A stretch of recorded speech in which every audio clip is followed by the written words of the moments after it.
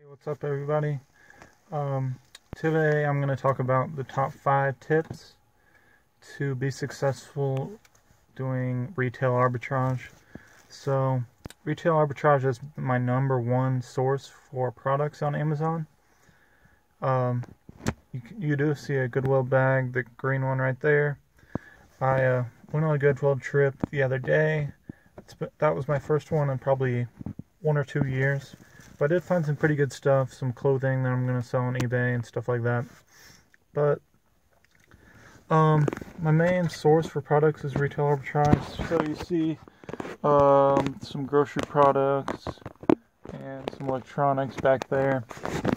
So yeah, the #1 tip I have is find local stores to you. So I have a local grocery store in the Midwest, and I get around 60 or 70% of my products just from that one store.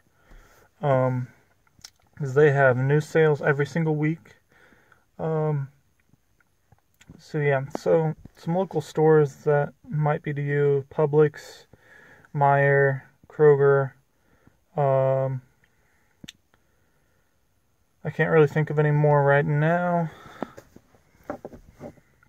But yeah, so just check those out, and hopefully you'll be successful with that.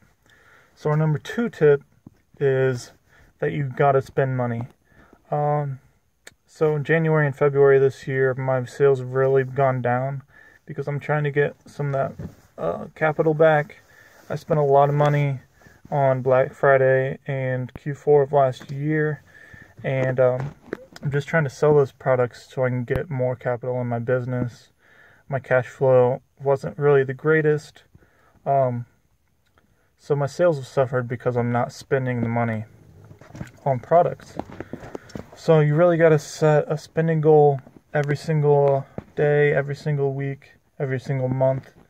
So a few of my friends are doing, they're going to start spending $1,000 a day, or $30,000 a month. So they could only shop one day a week, but if they're spending $7,000 in that one day, they don't have to source the rest of the week. So that's another tip.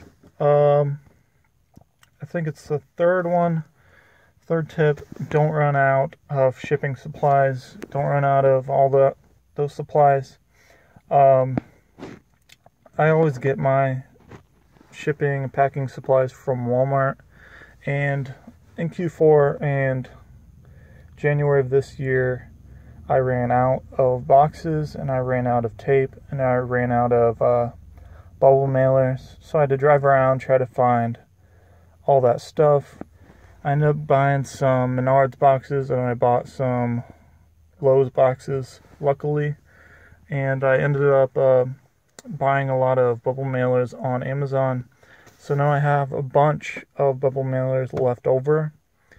And if I would have bought them ahead of time, I might not have all that left over. So I wouldn't have to be buying them from Walmart. I was buying them in quantities of like 6 to 1, small quantities. I also bought some at Dollar Tree in quantities of 2, so they were 50 cents a piece, but I found them on Amazon for like 30 cents a piece, so I could have saved some pretty good money on that. And then for tip #4, you just gotta go out there and scan stuff.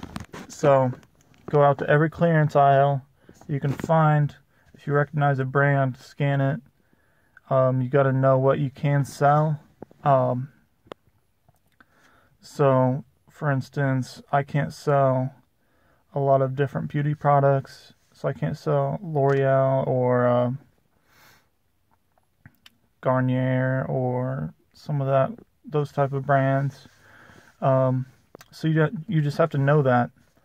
And I know I can sell almost any toy out there, so I scan every single clearance toy there is. So yeah, you just gotta scan a whole bunch of stuff. You gotta scan almost everything. You're probably gonna do, if you're on a sourcing trip, you should be scanning probably at least 200 items in that sourcing trip, all the way up to probably 1,000 items in the trip. So I don't really count my scans, but I bet I'm probably scanning around 50 items per store. So yeah,